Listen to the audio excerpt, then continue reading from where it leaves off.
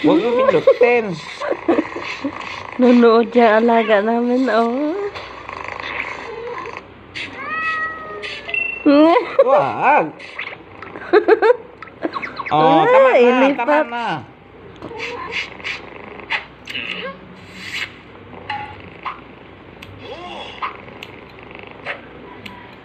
Huwag mo ilipat. Ah, wala na. Ay, wala na. Nililipat mo.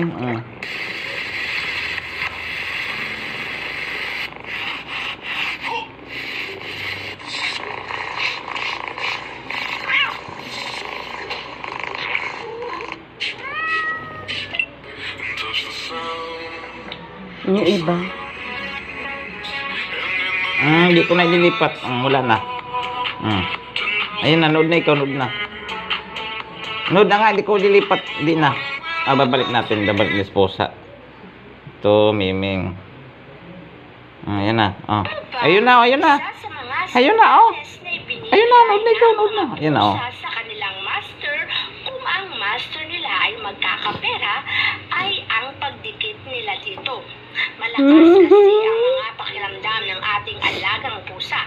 Kaya sila dumidikit sa kanilang master, ay nararamdaman nila ang paparating na blessing na hindi lang basta blessing. Huwag kang... Hindi marami Lipat mo daw. Ito na, nilipat na natin, oh. Lalo pa nga, Ayan, oh. perang ito ay magbibigay ng pagbabago sa takbo ng kanilang buhay.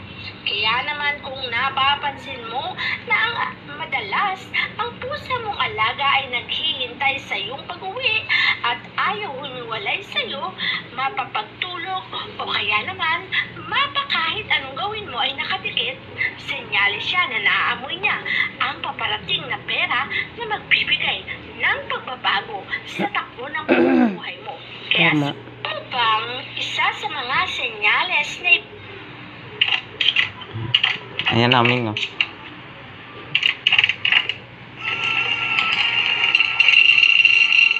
Marunong, oh.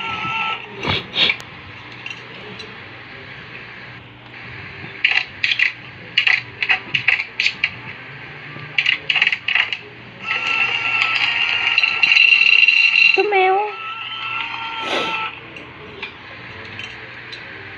Palitan mo daw. Ito pala.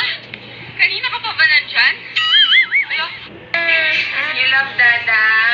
Yung may also umiyaw. that too. Yung may tunog. Bakit nga ba nagkakaroon ang mga pusa sa mga kahoy?